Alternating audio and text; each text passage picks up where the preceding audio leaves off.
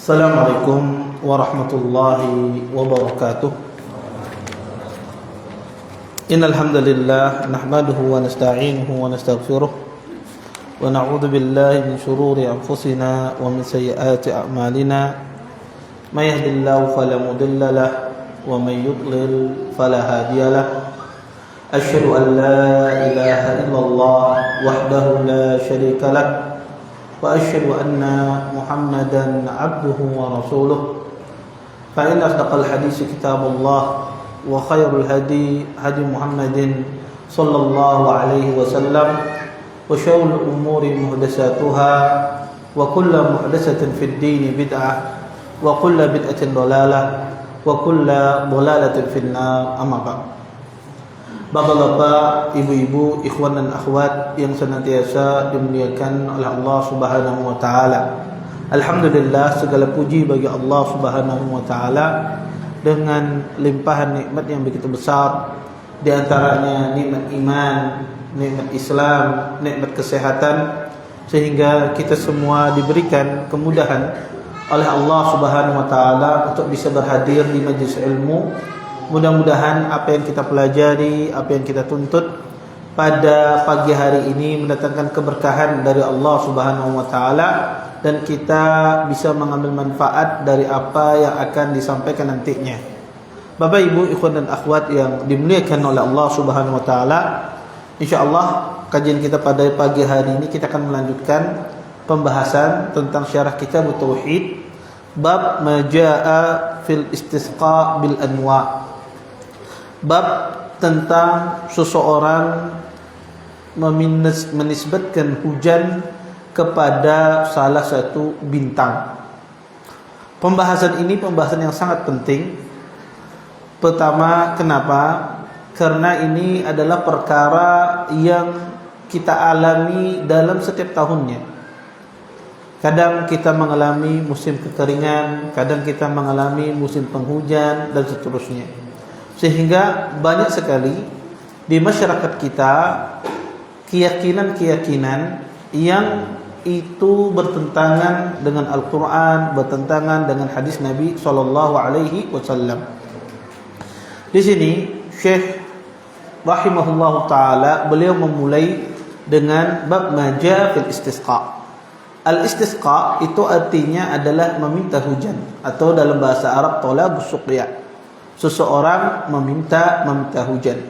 Dan tentu meminta hujan ini secara hukum asal disyariatkan. Karena Nabi SAW pernah beliau meminta hujan kepada Allah Subhanahu wa taala. Pernah Nabi SAW salat dengan salat istisqa. Dan pernah juga Nabi SAW meminta hujan, beliau mengangkat tangan beliau berdoa kepada Allah ya agar diturunkan hujan. Disebutkan dalam sebuah hadis, ada seorang Arab Badui datang kepada Nabi SAW. Kemudian Arab Badui ini datang kepada Nabi SAW ya, di saat-saat beliau di tengah-tengah berkhutbah, khutbah Jumat. Arab Badui ini pun meminta kepada Nabi agar Rasulullah SAW mendoakan di tempat dia, di desa dia, agar diturunkan hujan. Maka Nabi pun mendoakan. Didoakan oleh Nabi SAW agar diturunkan hujan di tempat orang tersebut. Kemudian tidak berapa lama datang lagi dia pada minggu berikutnya, Jumat berikutnya datang lagi. Karena Arab Badui dikatakan dia Arab Badui karena mereka jauh dari orang kota, tidak paham cara bermuamalah, kadang langsung nyelonong.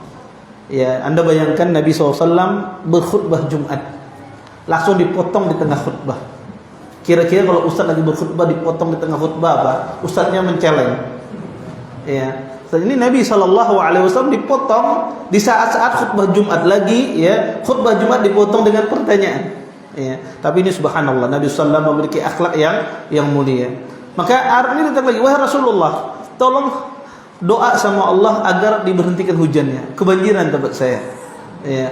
Maka kata Nabi SAW, Nabi SAW mengajari agar seseorang ketika dia minta hujan, mintalah hujan kepada Allah, menjadikan hujan tersebut merupakan nikmat atasnya, bukan azab, bukan musibah. Syahidnya, istisqa itu dilakukan oleh Nabi. Nabi pernah meminta hujan, baik itu dengan salat ataukah dengan berdoa. Di pembahasan kita ini, Syekh ingin membahas tentang al-istisqa bil anwa. Seseorang menisbatkan hujan kepada salah satu bintang. Apa hukumnya di dalam Islam? Boleh apa tidak? Di sini, seperti kebiasaan Syekh di dalam kitab beliau, dan pernah saya singgung di awal pertemuan, kata saya, keistimewaan kitab Tauhid yang ditulis oleh Syekh adalah beliau selalu menyertakan dalil, baik itu dari Al-Quran atau dari Sunnah. Adapun perkataan beliau sangat sedikit sekali, bisa dihitung. Dan itu sebagus-bagus buku. Kenapa? Karena orang kalau berdalil dengan Quran dan Sunnah, kalau bisa tidak ada perkataan kita. Ya, orang kalau berdalil dengan Quran dan Sunnah itu menunjukkan kematangan dia, keilmuan dia, keluasan ilmunya. Karena orang itu kalau banyak berpendek dari dalilnya, ya, ini orang tidak memiliki banyak pengetahuan. Tidak memiliki banyak pengetahuan. Tapi orang itu ketika dia bicara, menyebutkan dalil Quran, Sunnah, athar salaf, perbuatan para salaf, itu menunjukkan bahwasanya orang tersebut menguasai, memahami apa yang dia sampaikan, memiliki dalil. Dan ini Syekh ada perhatikan. Kitab Tauhid, satu kitab, itu semuanya bersebutkan dalil dari Al-Quran, dalil dari As-Sunnah. Ini menunjukkan pemahaman yang sangat mendalam yang dimiliki oleh Syekh. Di sini beliau memulai dengan menyebutkan firman Allah Subhanahu wa taala, wa qaulullah taala, wa taj'aluna rizqakum annakum tukadzibun. Kata Allah Subhanahu wa taala, ya, sesungguhnya dialah Allah Subhanahu wa taala yang menjadikan rezeki bagi kalian, tetapi kalian, kata Allah Subhanahu wa taala, mendustakan rezeki tersebut. Kata rezeki di dalam ayat ini memiliki dua penafsiran. Para ulama mengatakan secara asal makna rezeki itu adalah pemberian, al-ata. Rezeki itu secara makna sisi bahasa itu artinya pemberian. Di dalam ayat ini ada dua penafsiran. Penafsiran yang pertama, yang dimaksudkan dengan rezeki di sini adalah ilmu. Yang dimaksudkan rezeki di sini adalah ilmu. Sebagaimana kalau kita lihat konteks ayat sebelumnya, kata Allah Subhanahu wa taala, "Fala uqsimu bimawaqi'in nujum." Sesungguhnya Allah bersumpah di tempat jatuhnya bintang tersebut. Wa innahu laqasamun law ta'lamuna 'azim. Sesungguhnya ini adalah sumpah-sumpah yang besar, ya. Kemudian Allah katakan innahu laqur'anun karim. Sesungguhnya dia adalah Quran yang mulia. Kemudian di akhir Allah katakan wa taj'aluna rizqakum annakum tukadzibun. Sesungguhnya kalian, ya, mendustakan, ya, berupa ilmu wahyu yang Allah berikan, kalian dustakan, kalian ingkari ilmu tersebut. Wahyu yang Allah berikan berupa Al-Qur'anul Karim. Penafsiran yang kedua, para ulama rahimahullahu taala menafsirkan makna yang kedua dari makna rezeki dalam ayat ini adalah al-matar. Dan ini yang diinginkan oleh Syekh. Syekh menginginkan penafsiran yang kedua, bahwasanya makna rezeki di sini adalah al-matar. Al-matar itu adalah hujan. Kata Allah Subhanahu wa taala, dialah yang menjadikan hujan bagi kalian, tapi kalian mendustakan hujan tersebut datang dari Allah Subhanahu wa taala. Maka Syekh ingin membawa ayat ini pada penafsiran yang kedua, bahwasanya makna dari kata rezeki di sini adalah hujan. Kenapa orang itu mendustakan hujan? Orang musyrik zaman dahulu, sebelum diutus Nabi sallallahu alaihi wasallam, ada namanya as-sabi'ah. Sabi'ah ini mereka mengatakan bahwasanya yang, ya, memberikan rezeki itu adalah hujan, bukan Allah Subhanahu wa taala. Ya, yang menjadikan rezeki itu adalah hujan, bukan Allah Subhanahu wa taala. Ini kelompok Sabi'ah. Ya, kelompok Sabi'ah orang Arab zaman dahulu. Sehingga ini syirik besar.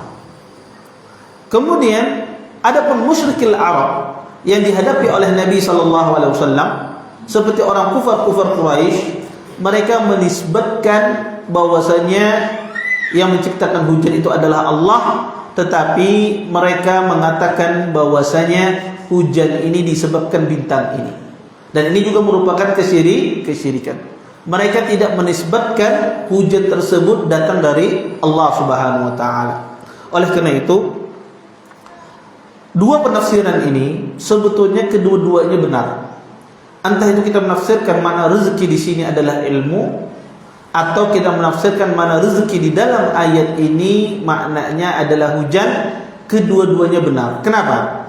Karena ada kaidah yang disebutkan oleh ulama tafsir rahimahullahu taala, mereka mengatakan anal ayah idza kanat tahtamilu ma'nayain jami'an biduni munafatin tuhmalu 'alaihima jami'an wa in hasala bainahuma munafa tulibal murajjih. Ada kaidah di dalam ilmu tafsir, jika ada sebuah ayat memiliki dua makna, yang mana kedua makna ini tidak saling bertentangan, satu sama lain bisa dipahami ayat tersebut dengan dua makna tersebut, maka ditafsirkan dengan kedua-duanya. Ditafsirkan dengan kedua-duanya. Kecuali salah satunya bertentangan dengan tafsir yang lain, maka harus ada yang dirojihkan, ada yang dikuatkan. Di dalam ayat ini tidak ada bertentangan. Bisa menafsirkan di sini ditafsirkan dengan ilmu, bisa ditafsirkan rezeki di sini dengan maknanya adalah hujan. Kemudian Bapak Ibu ikhwan dan akhwat yang dimuliakan oleh Allah Subhanahu wa taala, kemudian Syekh membawakan di sini hadis Nabi sallallahu alaihi wasallam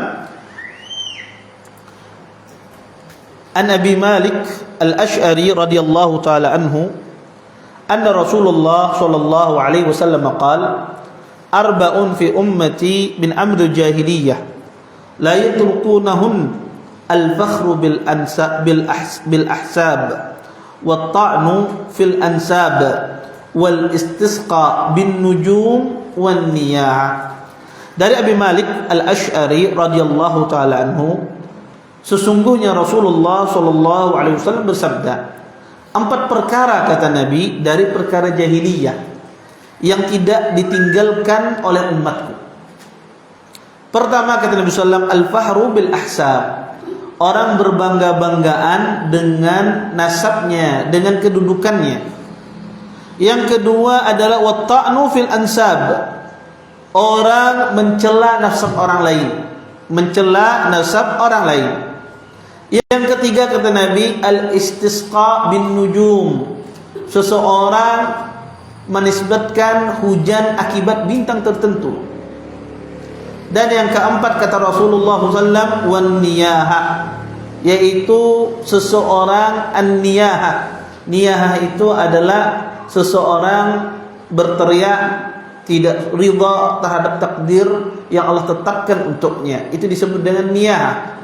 Kemudian Nabi mengatakan an-naiha, orang yang meratap, idza lam tatub qabla mautiha, orang yang meratap ini jika dia tidak taubat sebelum matinya, maka tuqamu yaumal qiyamah wa 'alaiha sirbalun min qatiran wa dari'un min jarab. Orang yang meratap ini kalau dia tidak bertaubat sebelum matinya, nanti di hari kiamat dipakaikan dia dengan pakaian ya mentel ya, kemudian ya juga dipakaikan dia dengan pakaian ya pakaian yang bercampur dengan kegatalan. Maksudnya di dalam hadis ini, orang yang tidak bertaubat dari meratap itu sebelum dia meninggal, maka Allah hukum dia nanti di hari kiamat dengan pakaian yang terbuat dari api, kemudian dengan pakaian yang ditimpakan dengan pakaian gatal. Kedua-duanya dia dihukum oleh Allah Subhanahu wa taala. Bapak Ibu ikhwan dan akhwat yang dimuliakan oleh Allah Subhanahu wa taala, pertama di dalam hadis ini diriwayatkan oleh Abu Malik Al-Asy'ari. Sahabat yang mulia ini, Abu Malik Al-Asy'ari ini sebetulnya ada 3 sahabat memiliki nama yang hampir serupa, namanya Al-Asy'ari. Di antaranya adalah sahabat yang mulia ini. Sahabat yang mulia ini namanya sebetulnya adalah Al-Haris Ibn Al-Haris Al-Asy'ari, tapi kunyah beliau adalah Abu Malik Al-Asy'ari. Sehingga kunyah Abu Malik Al-Asy'ari itu ada 3 sahabat. Salah satunya adalah rawi yang meriwayatkan hadis ini. Rawi yang meriwayatkan hadis ini namanya adalah Al-Haris Ibn Al-Haris Al-Asy'ari. Bapak Ibu ikhwan dan akhwat yang dimuliakan Allah Subhanahu wa taala, di sini kata Nabi ada 4 dari umatku merupakan perkara jahiliyah. Jahiliyah Bapak Ibu, ketika disebutkan jahiliyah di dalam hadis, maka jahiliyah itu memiliki dua makna. Pertama, jahiliyah disebut dengan mutlaqah. Yang kedua, jahiliyah disebut dengan nasabiyah. Jahiliyah mutlaqah adalah keadaan orang jahiliyah sebelum diutus oleh Nabi Muhammad SAW. Sebelum Nabi diutus pada suatu kaum, bangsa Arab dikenal dengan bangsa jahiliyah. Maka ini disebut dengan jahiliyah, disebut oleh para ulama mutlaqah. Sebelum diutusnya Nabi SAW. Kita tahu orang jahiliyah memiliki hal-hal yang buruk. Ya, mereka membunuh anak mereka, mereka berzina, mereka berperang, mereka merampok. Ya, maka banyak perkara-perkara yang buruk dimiliki orang-orang jahiliyah. Yang kedua, ada jahiliyah itu adalah nasabiyah.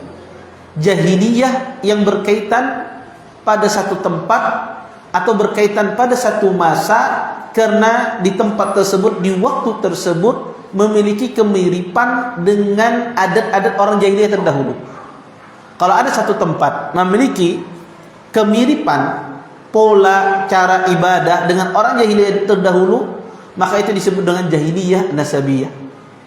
Di dalam hadis ini Nabi SAW ingin menginginkan jahiliyah nasabiyah. Kenapa? Karena diutusnya Nabi, masa jahiliyah sudah tidak ada. Ketika diutus Nabi SAW, masa jahiliyah tidak ada. Tapi kenapa kata Nabi, arba'un fi ummati min amri jahiliyah. Sesungguhnya ada 4 hal dari umatku itu dari perkara jahiliyah.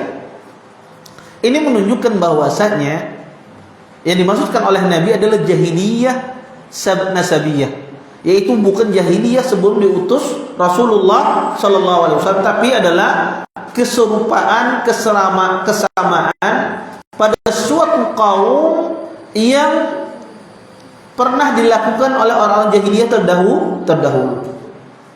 Kemudian kata Nabi SAW, min ummati, dari umatku. Ini menunjukkan dosa yang disebutkan tadi tidak mengeluarkan dari Islam.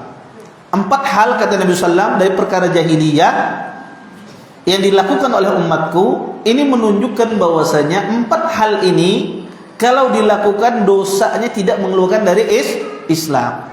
Karena Nabi menisbatkan itu adalah umatku. Kalau dia keluar dari Islam, maka tidak akan dinisbatkan kepada umat Nabi Muhammad SAW. Kemudian Nabi SAW mengatakan arba'un, 4. Di dalam Islam, khususnya di dalam hadis Nabi SAW, ketika Nabi mengatakan khamsah, arba'ah, 4, 5 hal, 3 hal, itu bukan menunjukkan pembatasan. Tidak menunjukkan pembatasan. Contoh, ya, kata Nabi SAW, Nabi ditanya tentang afdalul a'mal. Ya. Nabi ditanya tentang masalah afdalul a'mal, Nabi sebutkan 3. Padahal amal yang paling utama itu banyak, tapi disebutkan oleh Nabi 3. Kemudian kata Nabi SAW, ijtanibus sab'al mubiqat, jauhilah 7 dosa besar. Apakah dosa besar itu cuma 7 saja? Tidak. Dosa besar itu sangat banyak. Makanya bilangan di dalam bahasa Arab la mafhuma lahu, tidak ada pemahamannya.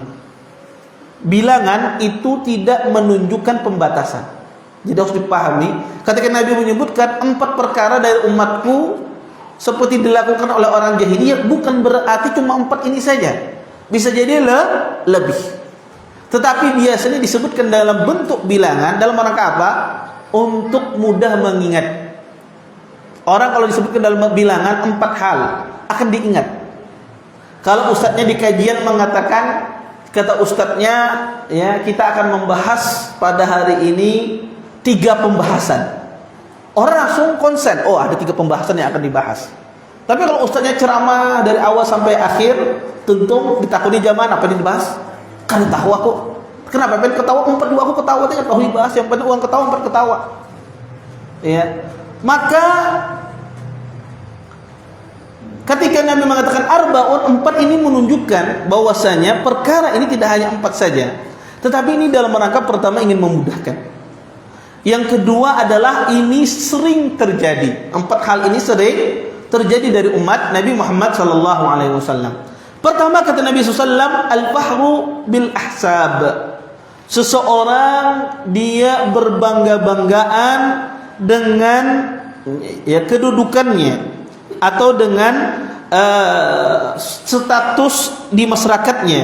Maka seseorang kadang dia berbangga, dia memiliki abah, dia berbangga memiliki keluarga yang terhormat.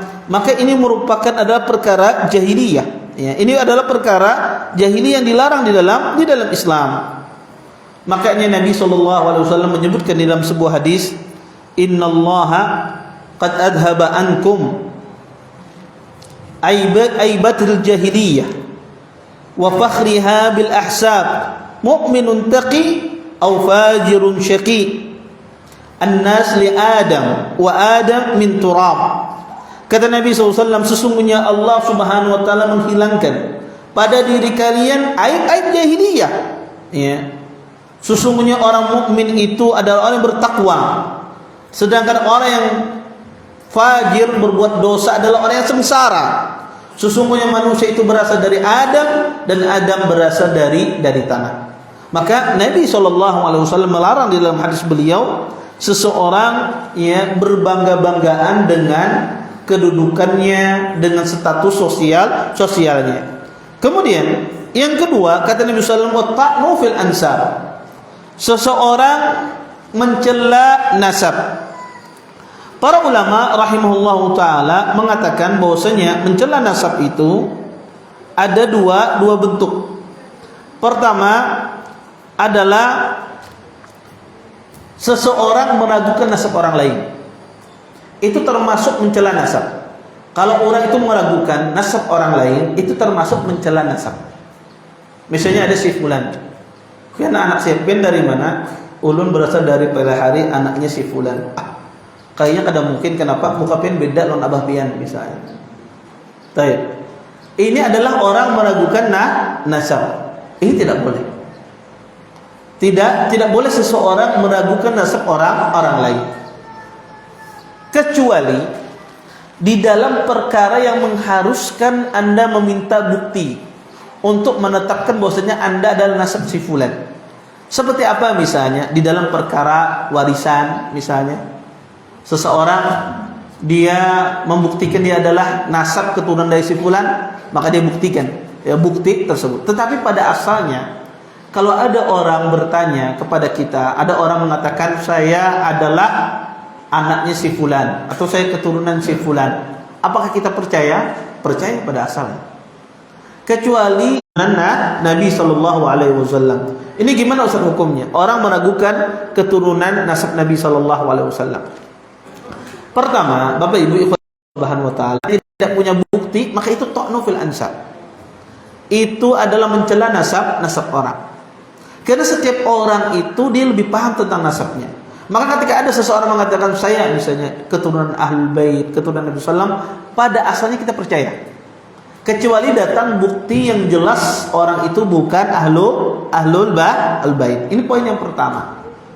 Poin yang kedua, bahwasanya bedakan antara masalah silsilah nasab dengan silsilah di dalam ilmu hadis. Kadang sebagian orang meragukan nasab orang lain karena ini tidak diketahui, orangnya majhul, tidak diketahui siapa dari mana asalnya. Ini tidak bisa digunakan standar yang sama antara penilaian sebuah nasab dengan penilaian seorang menghukumi sebuah hadis. Kalau standar ilmu hadis itu dipraktekkan pada zaman sekarang, semua kita ini hadisnya kurang lebih kalau ada palsu sangat lemah.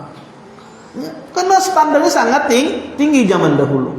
Maka kadang sebagian orang yang membatalkan nasab orang lain tidak menggunakan metode yang benar di dalam menisbatkan nasab. Nasab itu jika dia masyhur tidak perlu dicari kebenarannya. Kalau dia sudah mutawatir, maka tidak perlu dicari kebenarannya. Ini mutawatir, ini nasabnya si fulan, mutawatir. Maka tidak perlu, karena mutawatir itu tidak perlu dicari kebenarannya. Itu adalah diterima secara mutlak. Kalau perkara itu adalah perkara mutawatir. Contoh, pian ini sekampungan tahu anaknya si fulan. Sekampungan orang tahu. Kemudian dicari, bujur ke dia anak si fulan, tidak perlu dicari. Karena sudah perkara yang mutawatir. Tidak perlu dicari nasab orang. Makanya kata para ulama, termasuk orang itu mengingkari nasab, mencela nasab, meragukan nasab orang lain. Kalau Anda tidak tahu, ya sudah Anda terima nasab tersebut. Kalau Anda tahu, jelaskan kenapa Anda mengingkari, apa buktinya. Ya. Kemudian yang kedua, kata para ulama, termasuk ta'nu fil ansab, seseorang mencela nasab adalah dia mencela nasab orang lain. Ya, mencela nasab orang lain, entah itu dia rusak nasab orang lain tersebut, dia kasih gelar-gelar yang jelek nasab orang tersebut, entah itu dia kasih gelar bapaknya yang jelek, ya, atau dia kasih gelar keturunan ini keturunan yang jelek, maka ini adalah mencela nasab. Ya, mencela nasab, dan ini tidak boleh, ya. Mencela nasab ini, ya, mungkin pada orang besar jarang terjadi, tapi sering terjadi pada anak-anak kecil, ya. Anak-anak kecil itu sering, ya, bersambat-sambatan kalau zaman sekarang, ya. Disambatinya, ya, Ikam anak siapa? Oh, anak yang pincang itu, ya, anak yang macam-macam bersambatan anak kecil mencela nasab. Abiknya dicela, kakek-kakeknya dicela, dan itu tuh tidak boleh. Ya, ini tidak boleh. Kalau bahasa orang zaman sekarang, bullying zaman sekarang. Seseorang yang membuli orang lain, ya, kadang di dalam nasab, dan ini terjadi pada anak kecil. Kadang-kadang, ya, dan ini bahaya Bapak Ibu, ya, bullying semacam ini kadang-kadang bahaya dan harus diingatkan. Dan, ya, membuli-buli semacam ini tidak hanya sebetulnya pada anak kecil saja, di dalam kehidupan rumah tangga pun sering juga seseorang itu kadang-kadang membuli juga, ya, dalam kehidupan rumah tangga, khususnya kehidupan suami istri, ya. Ibu-ibu itu sering membuli suaminya sebetulnya, ya. Salah satu bentuk pembulian itu adalah, pengertiannya adalah seseorang kadang menegur, mendiamkan berhari-hari. Jadi kalau ada bapak-bapak di sini didiamkan oleh ibunya, didiamkan oleh istrinya, kadang ditegur berhari-hari, berarti bini pian itu sedang membuli pian. Ya, bapak-bapak banyak merasakan di sini pada senyum-senyum. Ya, maka, ya, ini, ya, terjadi pada anak-anak sering mencela nasab ini, dan ini harus ditegur, ya, sehingga tidak terbawa di masa tuanya. Kemudian Bapak Ibu ikhwan dan akhwat yang dimuliakan oleh Allah Subhanahu wa taala, kemudian yang ketiga, kata Nabi sallallahu alaihi wasallam, al-istisqa bin nujum. Perkara jahilah yang ketiga adalah dia menisbatkan hujan itu dengan bintang. Apa hukumnya menisbatkan hujan itu dengan bintang? Menisbatkan turunnya hujan dengan bintang itu apa hukumnya? Pertama, ada 3 hukumnya. Pertama, bisa jadi dia syirik besar. Ketika seseorang menisbatkan turunnya hujan itu akibat sebuah bintang. Seperti apa misalnya? Seseorang mengatakan bahwasanya bintang inilah yang menjadikan hujan. Akibat bintang inilah yang menjadikan hujan. Bintang ini Bapak Ibu disebut dia bintang. Bintang ini, ya, an-nujum, ya, dia disebut dengan nujum. Bintang ini kalau terbit di maghrib, kalau di maghrib itu, ya, jatuh, maka terbit pula yang masyrik. Jatuhnya bintang di waktu fajar. Ketika hilang di waktu fajar, maka tumbuh muncul bintang daerah masyrik. Makanya disebut dengan najam. Sering memantau satu sama lain. Kalau di maghrib sudah tidak ada, maka timbul bintang yang di masyrik. Maka kata para ulama, menisbatkan hujan kepada bintang itu menjadi syirik besar ketika seorang berkeyakinan bintang inilah yang menurunkan hujan. Bintang inilah yang menurunkan hujan. Kalau ada keyakinan semacam ini, maka ini merupakan syirik besar. Dan ini keyakinan orang Sabi'ah, orang-orang musyrik sebelum Nabi SAW diutus. Kemudian yang kedua, Bapak Ibu ikhwan dan akhwat yang dimuliakan oleh Allah Subhanahu wa taala, di antara hukum yang kedua, dia menjadi syirik kecil, menisbatkan turunnya hujan kepada bintang. Dia menjadi syirik kecil ketika dia mengatakan bahwasanya hujan ini turun disebabkan ada bintang ini.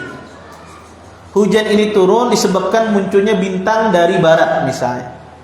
Maka kalau orang berkeyakinan demikian, maka ini syirik kecil. Kenapa dia syirik kecil? Karena dia menjadikan sesuatu yang tidak Allah jadikan sebab, dia jadikan sebab. Segala sesuatu yang tidak Allah jadikan sebab, kita jadikan sebab, itu dikatakan syirik kecil. Maka kalau berkeyakinan semacam itu, maka itu adalah syirik kecil. Ya, apa saja menjadikan sebab yang tidak Allah jadikan sebab, itu syirik kecil. Orang pakai gelang misalnya, dia berkeyakinan gelang ini bisa menyembuhkan dia, ya, padahal tidak terbukti secara ilmiah, tidak terbukti secara ilmu, tidak terbukti secara praktek, maka ini syirik kecil. Ini adalah syirik kecil, menjadikan sesuatu yang tidak Allah jadikan sebab. Termasuk Allah tidak menjadikan sebab hujan itu munculnya bintang sipulan. Atau seseorang kadang-kadang menisbatkan, nah, kalau sidin ya sembahyang ke masjid biasanya turun hujan. Misalnya, dia menisbatkan apa? Atau lihat ada jamaah ya, setiap sembahyang masbuk terus. Ya, setiap sembahyang 5 waktu masbuk terus sampai digelari ini Abu Masbuk. Kada sidin kalau kada masbuk naranya. Pas sidin suatu hari datang tepat waktu, kada masbuk, turun hujan. Masya Allah, akibat sidin tepat waktu turun hujan. Ya, baik. Ini menisbatkan sesuatu yang tidak Allah jadikan sebab. Ini syirik kecil. Ini masuk di dalam syirik kecil. Kemudian yang ketiga, Bapak Ibu, dia menjadi mubah kalau disebabkan waktu. Kadang ada orang, dan ini sering di dalam pembicaraan kita sehari-hari, kadang kita katakan musim penghujan biasanya di bulan Januari, kata orang. Biasanya di bulan Januari, kadang-kadang musim penghujan. Ya, dia menisbatkan turunnya hujan di waktu. Tapi dia bukan maksudnya adalah bulan Januari karena sebab bulan Januari menurunkan hujan, tidak. Tetapi maksudnya adalah kebiasaan hujan itu bisa turun di bulan Januari. Apa hukumnya ini? Ini hukumnya adalah mubah. Ini tidak ada masalah. Ini tidak termasuk pada perkara syirik kecil. Karena dia menisbatkan dengan waktu berdasarkan kebiasaan. Ya, berdasarkan pengalaman dia, ya biasanya hujan ini ya, atau seseorang mengatakan biasanya kalau terbit bintang semacam ini kadang turun hujan. Dia menisbatkan demikian, tapi dia tidak meyakini sebab bintang inilah turunnya hujan, tidak. Tetapi yang dia meyakini kalau muncul bintang ini biasanya waktu turun hujan. Ya, dia tidak meyakini itu sebagai sebab, tetapi berdasarkan kebiasaan dia. Atau seseorang kebiasaan dia hidup di suatu negara biasanya hujan turun pada bulan sekian, bulan Januari, Februari, Maret misalnya. Kemudian dia mengatakan biasanya hujan turun pada Januari, ya. Biasanya musim penghujan itu di bulan Januari. Ini kata-kata yang sering kita ucapkan dalam kehidupan sehari-hari kita. Musim kemarau biasanya bulan Agustus, ya, September. Ini kata-kata yang sering kita ucapkan. Apakah ini syirik? Tidak syirik. Apakah ini syirik besar? Tidak syirik besar. Ini perkataan yang mubah kalau dia ingin menjelaskan dari sisi waktu. Ya, maka kata para ulama, masalah seseorang mengatakan hujan ini turun akibat bintang ini, maka ini ada 3 hukumnya. Bisa dia jadi syirik besar, sebagaimana saya katakan tadi, dia meyakini bintang itu yang menurunkan hujan. Bisa jadi dia syirik kecil kalau dia meyakini itu sebagai sebab saja. Dan yang ketiga, dia bisa jadi hukumnya mubah kalau ingin menjelaskan dari sisi waktu. Kemudian Bapak Ibu ikhwan dan akhwat yang dimuliakan oleh Allah Subhanahu wa taala, kemudian yang keempat kata Nabi dalam hadis ini wan niyahah, dan Nabi sallallahu melarang untuk meratapi. Kenapa? Kata Nabi an-naihah itu adalah wanita yang meratap. Kenapa Nabi mengkhususkan di dalam hadis ini wanita? Kenapa Nabi SAW tidak mengatakan laki-laki? Kan Ustadz yang meratap tuh kada binian aja, laki-laki iya juga injak meratap. Taib. Dikhususkan perempuan di sini karena kebiasaannya yang banyak melakukan peratapan adalah wanita. Wanita itu sering meratap dia. Wanita itu sangat lemah imannya, sehingga kadang dia mudah goyah. Ketika dia dapat musibah, kadang-kadang dia ya teriak, kadang dia pukul-pukul wajahnya, Kadang dia sobek bajunya.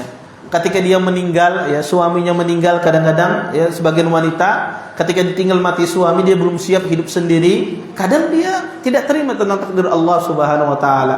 Kadang dia meratap, kadang dia berteriak, kadang dia mukul-mukul tubuhnya. Maka ini naihah. Berbeda dengan laki-laki. Laki-laki jarang dia meratap. Kalau bininya meninggal, sebagai laki-laki mungkin tersenyum, kau kawin pulang. Ya. Berbeda dengan wanita, ya. Wanita dia sedih luar biasa, ya. Kalau suaminya meninggal, sehingga peratapan itu sering terjadi pada kaum wanita. Baik. Di sini Nabi SAW mengatakan, kata Nabi, an-naihah, wanita yang suka meratap, bukan berarti hukumnya khusus bagi wanita, tetapi biasanya ratapan itu sering dilakukan oleh kaum wanita. Kata Nabi SAW, ya, meratap ini hukumnya dosa besar. Hukumnya dosa besar. Ya. Kenapa meratap ini hukumnya adalah dosa besar? Karena diancam oleh Rasulullah SAW di dalam hadis ini, dia akan dipakaikan dengan pakaian yang berlumuran dengan cairan tembaga. Kemudian juga dikasihkan pakaian yang dicampuri dengan apa? Dengan gatal, ya, dengan penyakit gatal. Maka ini merupakan dosa besar. Ya, dosa besar, dan ini merupakan adat orang jahiliyah. Orang jahiliyah dulu, salah satu bentuk niyah mereka, ratapan mereka apa? Mereka mengiklankan kematian. An-na'yu, mereka mengiklankan kematian di pintu-pintu pasar, di pintu-pintu tempat-tempat orang umum. Mereka mengiklankan bahwasanya keluarga kami meninggal, kemudian mereka berteriak di pasar dan seterusnya, untuk agar orang ya bersimpati dengan musibah yang mereka alami. Maka ini na'yu yang disebutkan oleh Nabi SAW, na'yu jahiliyah, yang dilarang. Karena tujuan yang memberikan kabar tersebut agar orang juga merasakan sedih sebagaimana sedihnya mereka, dan ini yang dilarang. Adapun orang sekedar mengasih tahu kematian, memberitahu si fulan meninggal, akan disolatkan di sini, dikuburkan di sini, agar banyak yang menyolatkan, agar banyak yang mengantarkan ke kuburan, maka ini boleh, tidak ada masalah. Ini bukan na'yu yang dilarang, dan ini bukan niyah namanya. Niyah itu adalah dia, kata para ulama, niyah itu dilakukan 3 hal. Salah satu dari 3 hal ini, maka ini termasuk dari niyah. Pertama, dia berteriak terhadap musibah yang menimpanya. Kemudian yang kedua, Bapak Ibu, dikatakan niyah itu adalah dia memukul tubuhnya, memukul pipinya, ya, walaupun dia tidak berteriak tapi dia pukul-pukul, maka itu meratap. Kemudian yang ketiga, ya, bahwasanya dikatakan dia meratap kalau dia mensobek-sobek bajunya. Salah satu dari 3 hal ini ada pada diri seseorang, maka dikatakan dia meratap. Dan Allah Subhanahu wa taala akan hukum dia dengan hukuman, ya, yang besar, bahwasanya dia akan, ya, dipakaikan dengan cairan tembaga, kemudian dipakaikan dengan pakaian bercampur dengan penyakit gatal. Dan ini tentu salah satu dosa dari dosa besar. Dan ini menunjukkan bahwasanya Allah Subhanahu wa taala menerima taubat seorang hamba. Sebelum dia meninggal, dosa apapun itu diterima oleh Allah. Kalau ada orang berbuat dosa apapun diterima oleh Allah selama dia belum meninggal. Makanya Bapak Ibu, orang memiliki dosa apa saja, baik itu syirik besar, syirik kecil, dosa-dosa maksiat yang dia lakukan, kalau dia bertaubat sebelum dia meninggal, diterima oleh Allah Subhanahu wa taala. Bukan dipahami oleh kebanyakan orang, syirik ini Ustaz tidak diampuni. Syirik itu tidak diampuni kalau di akhirat. Kalau masih di dunia, Allah ampuni orang bertaubat dari dosa kesyirikan. Syirik itu tidak diampuni oleh Allah kalau dia meninggal mati dalam kesyirikan. Tidak bertaubat, itu tidak diampuni. Walaupun ulama khilaf, apakah syirik kecil juga termasuk dalam hal tersebut? Khilaf di kalangan para ulama Ahlussunnah. Tetapi kalau masih di dunia dia bertaubat, maka diampuni oleh Allah Subhanahu wa taala. Dan bertaubat itu wajib hukumnya. Sebagian orang menganggap taubat itu sunnah, tidak. Di dalam hadis ini kata Nabi sallallahu alaihi wasallam, "Idza lam tatub qabla mautiha." Hendak seorang bertaubat dari dosa yang tidak hanya dosa meratap saja. Dosa apa saja kita disuruh untuk bertaubat. Makanya Allah katakan dalam Al-Qur'an, "Wa tubu ilallahi jami'an ayyuhal mu'minun la'allakum tuflihun." Kata Allah Subhanahu wa taala, bertaubatlah kalian wahai orang-orang beriman, la'allakum tuflihun, agar kalian menjadi orang yang beruntung. Ini menunjukkan bahwasanya perintah. Kata Allah, watubu, bertaubatlah. Ini perintah. Asal perintah menunjukkan sebuah kewajiban. Maka wajib orang itu bertaubat kepada Allah Subhanahu wa taala. Maka kita disuruh bertaubat. Bagaimana cara bertaubat, Ustaz? Bertaubat dengan beristighfar, meminta ampun kepada Allah, atau seseorang meninggalkan perbuatan maksiat yang dia lakukan.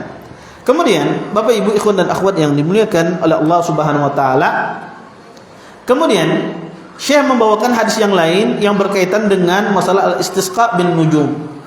Kata Syekh, walahuma an Zaid ibn Khalid radhiyallahu taala anhu qala صلى لنا رسول الله صلى الله عليه وسلم صلاة الصبح بالحديبية على إثر سماء كانت من الليل فلما انصرف أقبل على الناس فقال هل تدرون ماذا قال ربكم قالوا الله ورسوله أعلم قال أصبح من عبادي مؤمن بي وكافر فأما من قال مترنا بفضل الله ورحمته فذلك مؤمن بي كافر بالكوكب وأما من قال مترنا بنوع كذا وكذا فذلك كافر بي مؤمن بالكوكب.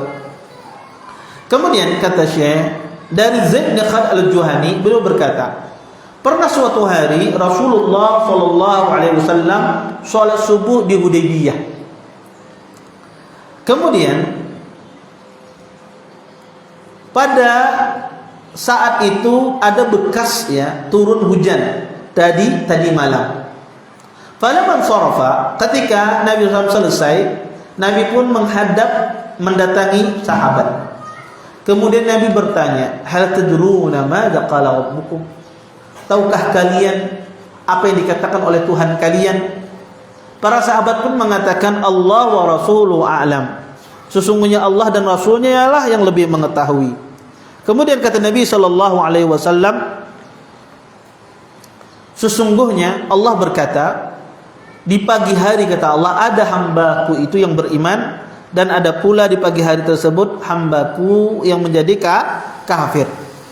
Adapun yang beriman kata Allah adalah yang mereka mengatakan kami diberikan hujan atas karunia Allah dan rahmatnya. Ini kata Allah orang yang beriman. Adapun orang yang kafir kata Allah adalah mereka mengatakan kami diberikan hujan akibat bintang ini, bintang ini.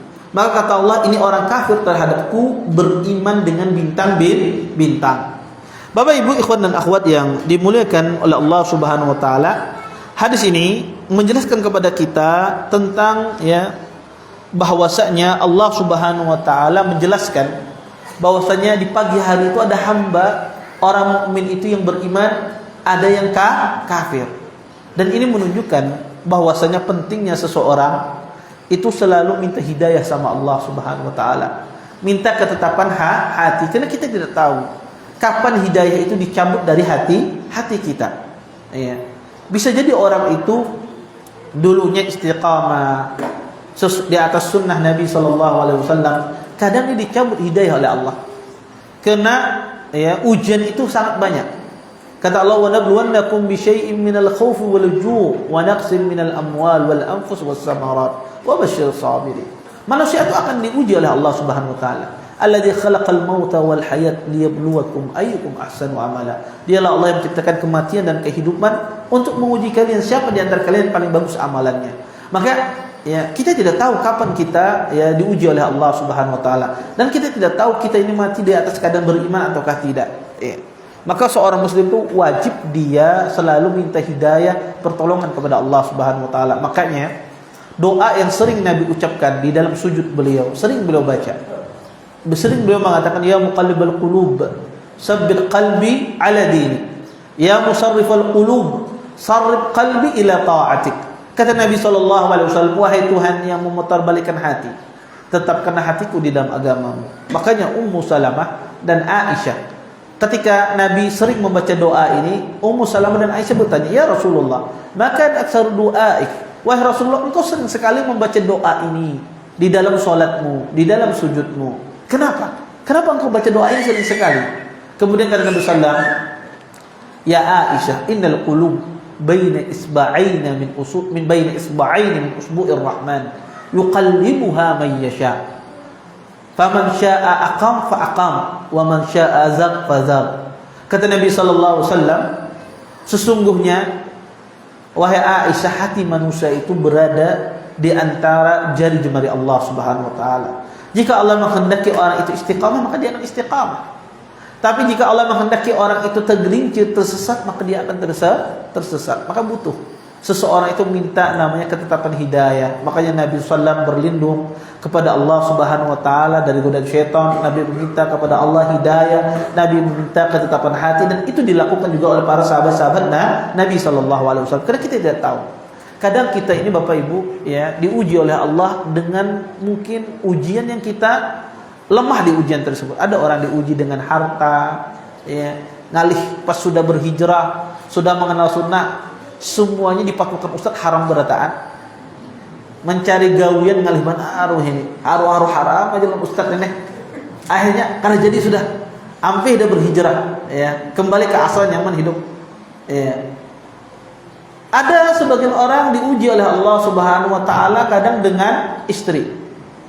Ya, istrinya mungkin tidak senang dengan suaminya mengaji. Ya. Pian kalau kadang mencukur jenggot itu jangan panggil lagi ulun istri pian misalnya. Kadang akhirnya dia lemah dengan cobaan dengan istrinya. Atau sebaliknya sang istri diuji dengan suaminya belum mengaji, kemudian istrinya diuji dengan suami tersebut. Dilarang pengajian, ya, kalau enggak diceraikan, diancam diceraikan dan seterusnya. Sehingga dia pun melepaskan agama. Sehingga pun dia tidak istiqamah lagi. Kadang ada sebagian orang diuji dengan anak, diuji dengan orang tua, diuji dengan lingkungan, diuji dengan tetangga, banyak ujian manusia. Maka butuh manusia itu namanya minta hidayah sama Allah Subhanahu wa taala agar ditetapkan sampai kita mati dalam keadaan ya di atas sunnah, di atas ya menjalankan perintah-perintah Allah, menjauhi larangan-larangan Allah Subhanahu wa taala.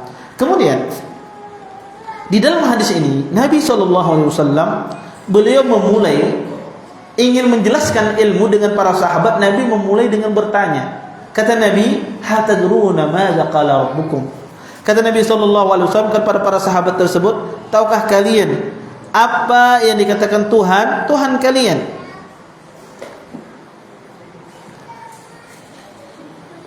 Kata para ulama, seorang alim kalau dia ingin menjelaskan sebuah ilmu, maka bagus bagi orang alim tersebut dia dengan bertanya. Maka kata para ulama, pertanyaan itu salah satu cara untuk memahamkan ilmu. Dan itu dilakukan oleh para ulama. Kalau Anda perhatikan Syekh Utsaimin rahimahullah taala, beliau kalau memulai kajian, di tengah kajian, di akhir kajian selalu bertanya. Ketika sebelum mulai langsung bertakun sini. Si fulan, kemarin kita belajar apa? Orang kalau ditanya, dia akan sadar. Jangankan itu, orang guring saja di kajian. Ya, orang guring di kajian, tidak Anda tunjuk dia, tapi tunjuk yang lain, si fulan. Anda tidak menunjuk dia, langsung bangun dia. Jangan-jangan aku ditanya Ustaz ini. Ya. Langsung dia mulai melihat apa jawabannya tadi. Berusaha dia mencari ilmu. Ya. Kenapa? Karena pertanyaan itu luar biasa, menjadikan orang intibah. Ya. Senyenyaknya orang guring kalau pengen takuni yang lain, terbangun dia. Karena Nabi SAW juga demikian, dengan bertanya itu bisa kita memahamkan orang. Dan salah satu bentuk cara menyampaikan ilmu adalah dengan bertanya. Ya. Maka kalau ada, ya, jangan disalahkan kalau ada ustaz bertanya di kajian, bertanya. Pian lagi guring, kan ada masalah. Ya. Itu salah satu bentuk memahamkan. Ya. Kadang sebagian orang itu dia dengan cara ditanya baru dia paham. Kalau tidak ditanya dia kada sing pahaman. Ada sebagian orang emang kalau datang kajian itu Anda ngambil berkahnya aja, Anda ini orang ngantuk benar guring terus. Saya datang kajian ini apa? Ngambil berkahnya saja sudah. Pokoknya baru 3 menit, 2 menit guring dia, tidur dia. Ya. Kadang ustaznya sudah persiapan, ya, dari rumah catatan banyak sudah ustaznya, dihadapkan yang di depan-depan ini tidur. Maka ya Allah, don ustaznya langsung. Sudah menggebu-gebu kan jadi menggebu-gebu. Iya. Makanya sebetulnya baik itu kalau di saf pertama itu orang yang lagi rajin nyatat. Semangat ustaznya ngisi. Tapi kalau di saf awal kadang-kadang tidur semua, ustaznya pun sampai ngantuk-ngantuk jangan ngasih kan. Iya, karena kata orang an-naum yu'di, kata orang Arab. Tidur itu penyakit yang menular. Dia bisa menularkan. Makanya kalau di kelas, kalau ngajar anak-anak, kalau ada satu tidur, tidak ditegur, di sampingnya tidur juga. Karena tidur itu penyakit menular. Maka kalau jamaah misalnya ada tidur, kalau tidak ditegur samping juga akan tidur. Nyamannya ini tidur kan enak. Ikut dia mau coba. Maka subhanallah, Nabi sallallahu alaihi wasallam bertanya, "Hatadruna madza qala rabbukum?" Tahukah kalian ya apa yang dikatakan oleh Tuhan kalian? Dengan bertanya. Dan ini juga menunjukkan bahwasanya di antara sifat Allah itu berbicara. Dan ini merupakan sifat fi'liyah. Berbicara itu merupakan sifat fi'liyah ikhtiyariyah. Berbeda dengan Asy'ariyah dan yang lainnya. Mereka mengatakan sifat berbicara itu adalah sifat zatiyah. Tidak. Sifat berbicara Allah itu sifat fi'liyah. Kenapa sifat fi'liyah? Karena berkaitan dengan kehendak. Berkaitan dengan kehendak Allah Subhanahu wa taala. Maka Allah berbicara.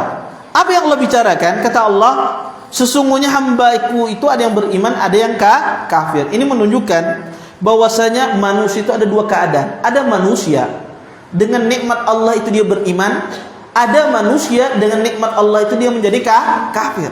Kata Allah Subhanahu wa taala, ada manusia itu beriman kepadaku, ada yang kafir. Beriman ini apa? Semuanya berkaitan dengan hujan. Ini menunjukkan kadang orang itu diberikan nikmat oleh Allah, nikmat itu bisa membawa dia kepada kekufuran. Kadang ada orang diberikan nikmat oleh Allah Subhanahu wa taala, nikmat tersebut bisa membawa dia kepada ketaatan kepada Allah Subhanahu wa taala. Maka hadis ini menjelaskan kepada kita dua kelompok dari manusia tersebut. Kemudian Bapak Ibu ikhwan dan akhwat yang dimuliakan oleh Allah Subhanahu wa taala, apa yang dimaksudkan dengan kafir di sini? Apakah di sini adalah kufrul akbar, kafir besar yang dianggap orang itu keluar dari Islam, ataukah kafir di sini adalah kufrul asghar, kafir yang kecil?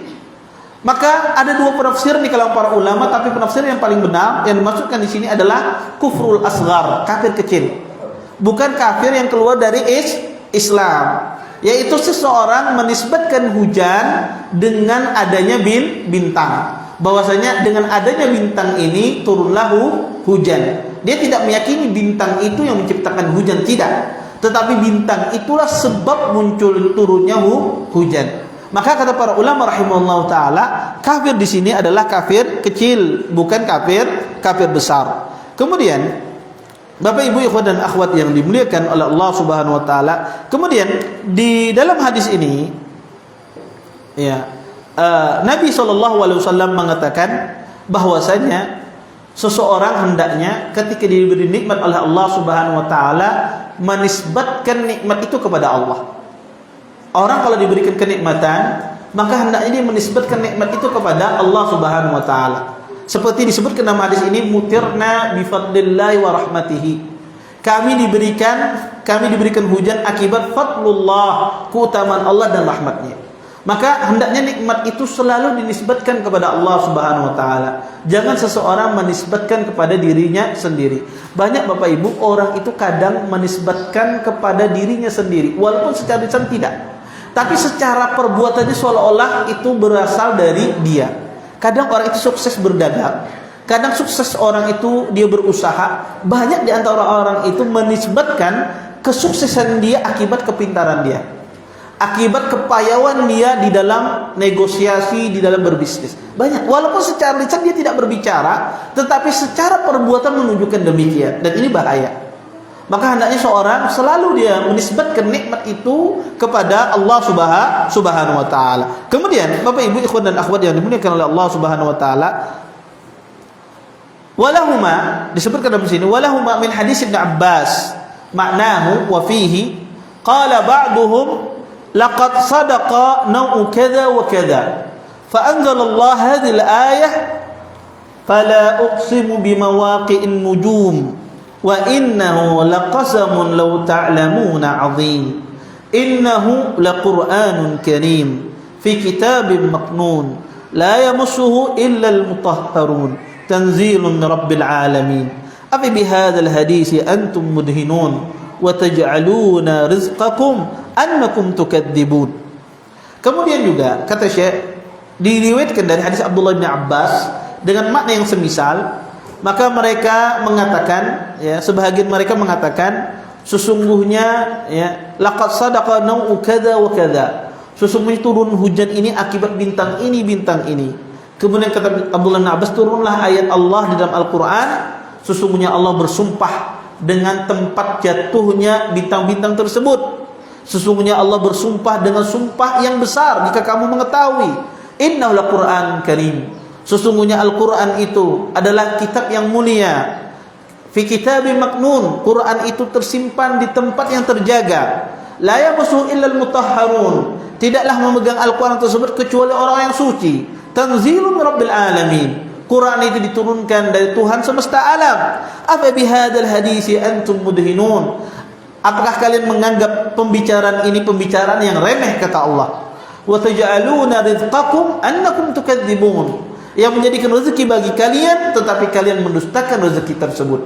Bapak Ibu ikhwan dan akhwat yang dimuliakan oleh Allah Subhanahu wa taala, di sini Syekh beliau berdalil tentang masalah istisqa bin nujum ini, berdalil dengan tafsiran Abdullah bin Abbas di dalam surah Al-Waqiah ayat 75 sampai 82. Beliau berdalil tentang masalah, ya, meminta menisbatkan hujan kepada bintang ini disebutkan di dalam Al-Quran adalah di dalam surah Al-Waqiah ayat 75-82. Kata Ibnu Abbas, ayat ini turun akibat perkataan seseorang dahulu. Kata mereka, hujan ini turun akibat bintang ini, bintang ini. Kemudian turunlah ayat ini membantah keyakinan tersebut. Maka Allah bantah. Allah bersumpah dengan apa? Mawaqi'un nujum. Allah bersumpah dengan tempat jatuhnya bintang. Para ulama mengatakan bersumpah selain nama Allah itu tidak boleh. Seorang muslim tidak boleh dia bersumpah kecuali dengan Allah Subhanahu wa taala. Seorang muslim dia bersumpah harus bersumpah dengan nama Allah atau bersumpah dengan sifat Allah, itu boleh. Adapun bersumpah tidak dengan nama Allah, tidak dengan sifat Allah, maka ini diharamkan. Bersumpah dengan nama Allah itu diperbolehkan. Orang mengatakan wallahi, demi Allah, billahi, demi Allah, tallahi, demi Allah, maka boleh. Atau seseorang mengatakan walladzi nafsi biyadi, yang jiwaku berada di tangannya. Sering Nabi mengatakan demikian. Kata Nabi walladzi nafsi biyadi, yang jiwaku berada di tangannya. Boleh. Karena yang memegang jiwa kita ini siapa?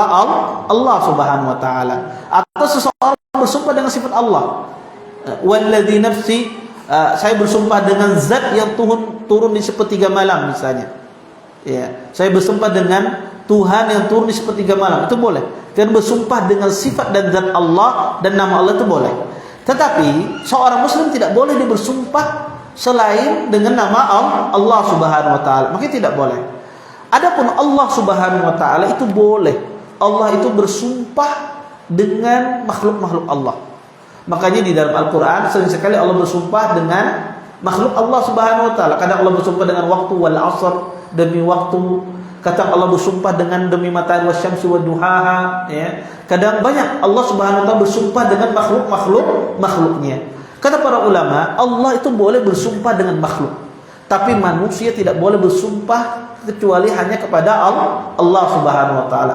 Kenapa Allah boleh bersumpah dengan makhluk? Kata para ulama ingin menjelaskan dua hal. Pertama adalah Allah Subhanahu wa taala ingin menjelaskan bahwasanya keagungan makhluk tersebut.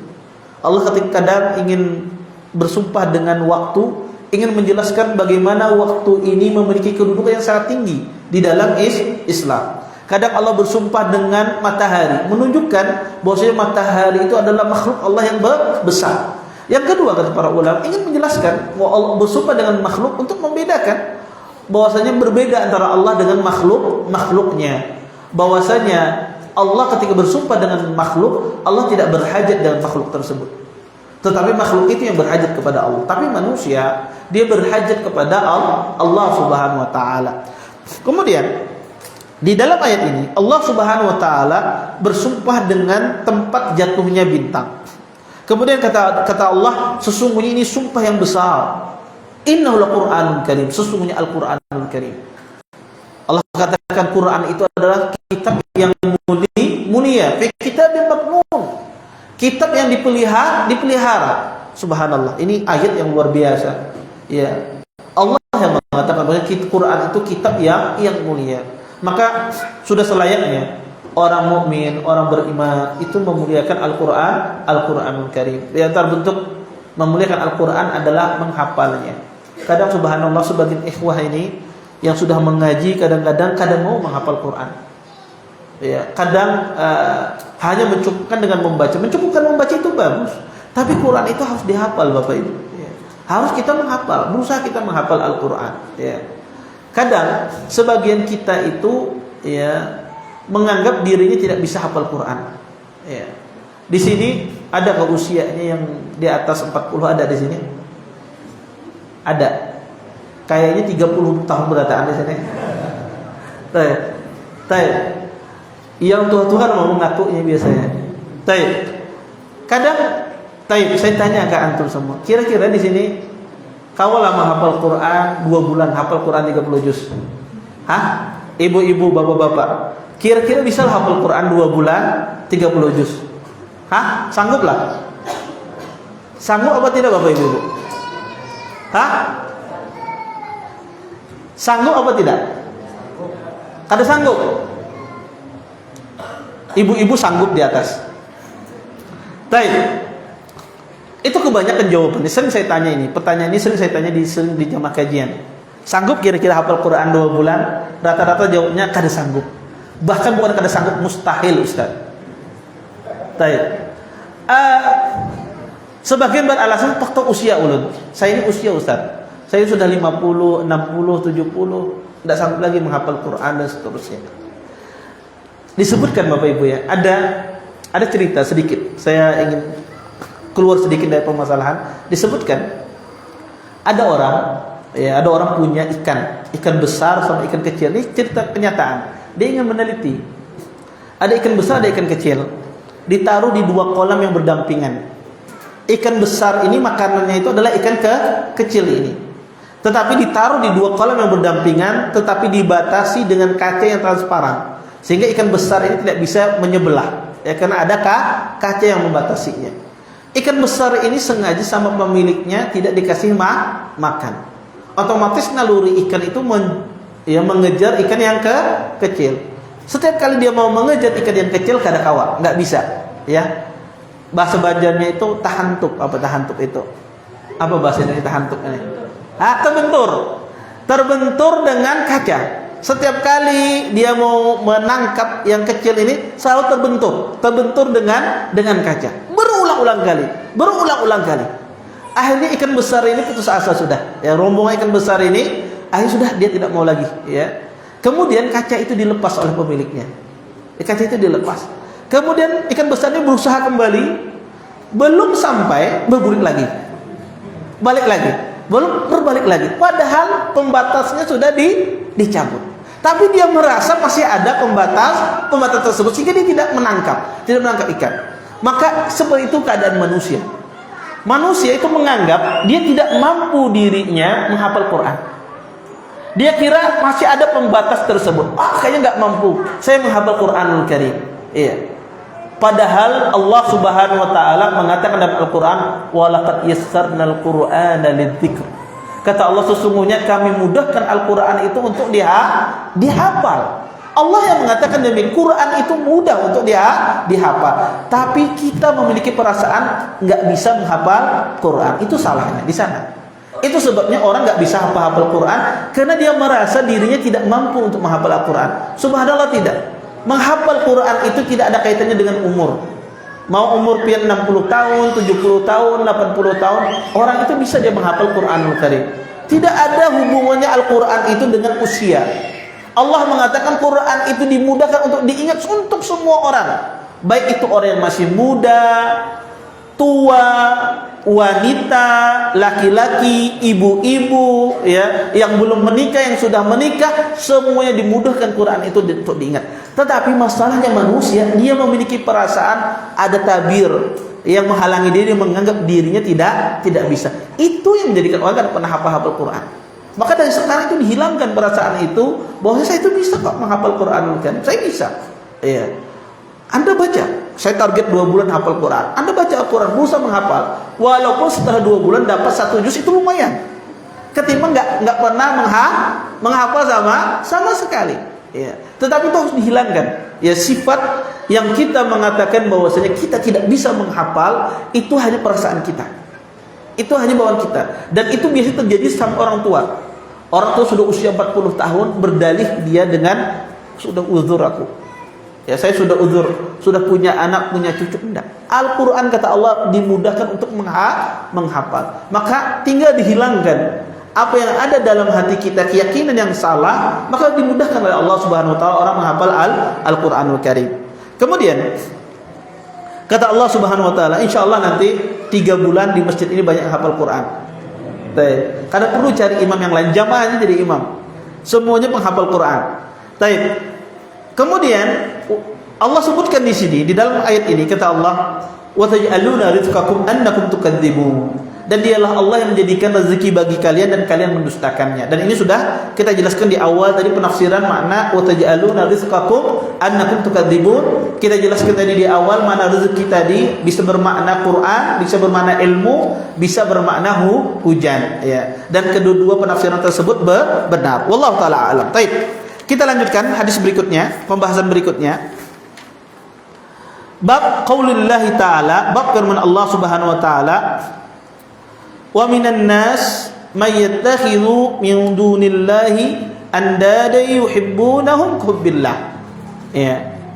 Bab firman Allah Subhanahu wa taala, di antara manusia kata Allah Subhanahu wa taala ada yang menjadikan selain Allah Subhanahu wa taala tandingan.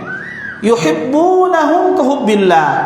Dia mencintai tandingan-tandingan tersebut sebagaimana dia mencintai Allah Subhanahu wa taala. Bapak Ibu, ikhwan dan akhwat yang dimuliakan oleh Allah Subhanahu wa taala, ayat ini, ya, bab ini, ya, berbicara tentang masalah, ya, masalah al-mahabbah, ya, masalah mencintai, ya. Bapak Ibu, ikhwan dan akhwat yang dimuliakan oleh Allah Subhanahu wa taala, al-mahabbah, ya, sifat cinta merupakan, ya, amalul qalbiyah.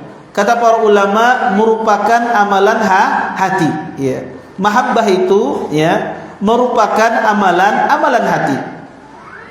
Dan amalan hati ini Bapak Ibu adalah amalan yang tersembunyi, ya. Amalan yang tersembunyi.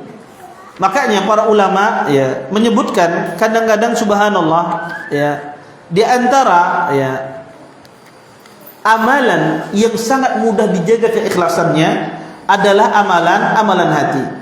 Kenapa? Kata para ulama, amalan hati ini sangat mudah, ya, dijaga keikhlasannya karena dia tidak nampak, tidak terlihat oleh manusia, ya. Adapun amalan yang sifatnya fisik, maka ini sangat, ya, mudah orang itu ria, sangat mudah orang tersebut dia tidak menjaga keikhlasannya karena dilihat oleh orang. Adapun amalan hati kata para ulama adalah amalan yang tersembunyi, yang menunjukkan orang itu bisa ikhlas dengan maksimal karena dia tidak diketahui oleh manusia. Kemudian Bapak Ibu, ikhwan dan akhwat yang dimuliakan oleh Allah Subhanahu wa taala, di sini Syekh memulai bab yang baru setelah selesai beliau membahas tentang bab-bab yang berkaitan tentang masalah istisqa, meminta hujan dengan atau menisbatkan hujan kepada bintang. Beliau memulai dengan masalah baru, yaitu masalah al-mahabbah, masalah cinta. Para ulama mengatakan bahwasanya mahabbah itu, ya, cinta itu ada dua. Ada yang disebut dengan mahabbah al-mushtarikah, ya, disebut dengan mahabbah al-mushtarikah. Apa itu mahabbah al-mushtarikah? Para ulama mengatakan mahabbah al-mushtarikah adalah mahabbah yang rasa cinta yang di situ bukan merupakan kekhususan, bukan merupakan kekhususan. Kemudian mahabbah al-mushtarikah ini disebutkan oleh para ulama rahimahullah taala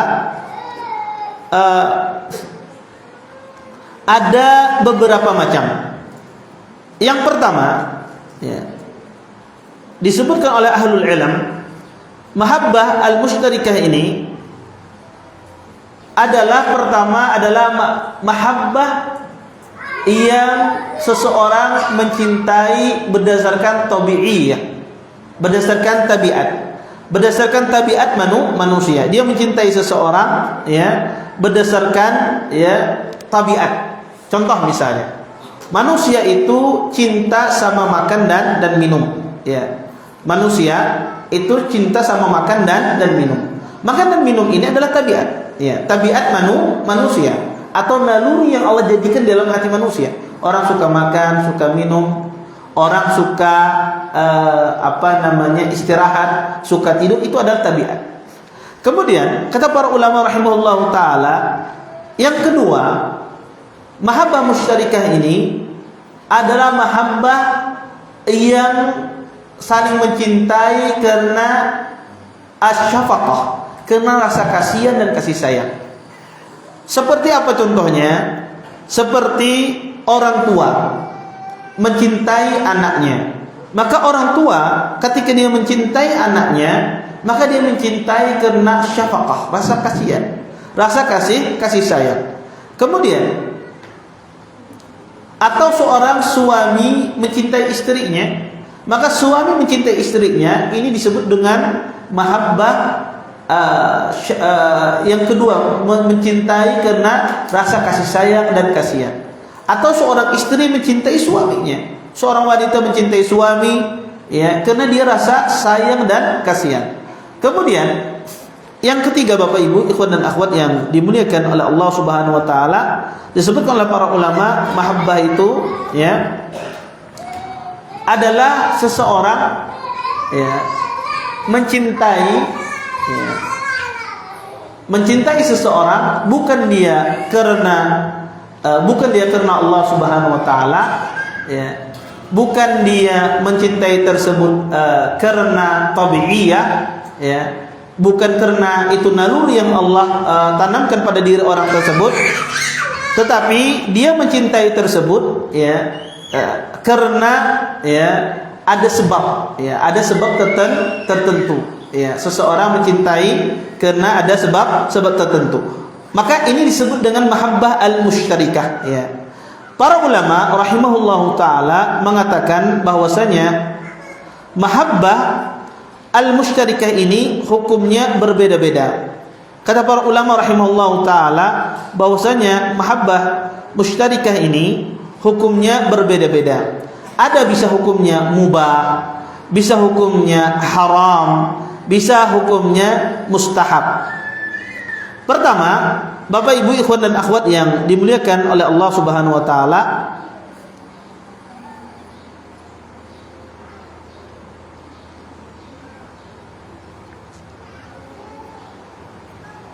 mahabbah musytarikah ini kapan dia dihukumi dia mubah?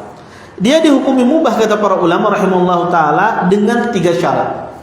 Pertama adalah dia mencintai sesuatu yang diizinkan di dalam syariat. Di dalam syariat mengizinkan kita mencintai hal tersebut. Contoh misalnya, ya, seseorang mencintai Al-Quran karena syariat mengizinkannya. Tetapi kalau seandainya ada orang suka dengan khamar, itu boleh tidak? Tidak boleh. Karena syariat tidak mengizinkan seseorang mencintai khamar.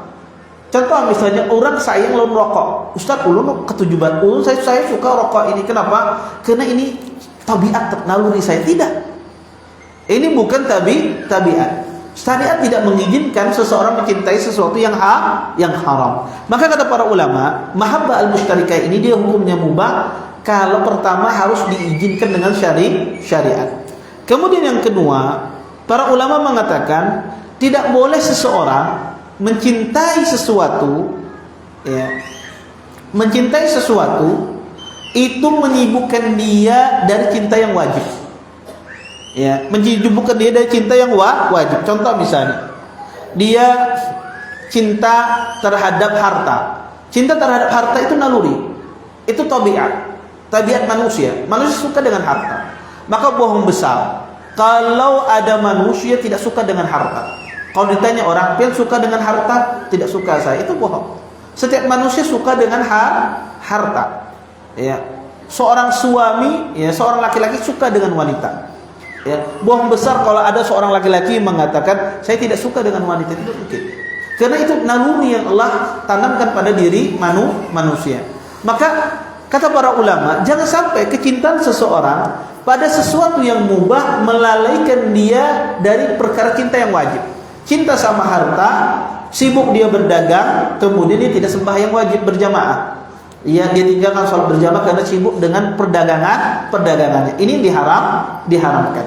Kemudian syarat yang ketiga kata para ulama, tidak boleh kita mencintai sesuatu yang dari cinta musytarikah ini, tidak boleh kita mencintai sesuatu melebihi cinta kita kepada Allah atau menyamai cinta kita kepada Allah Subhanahu wa taala.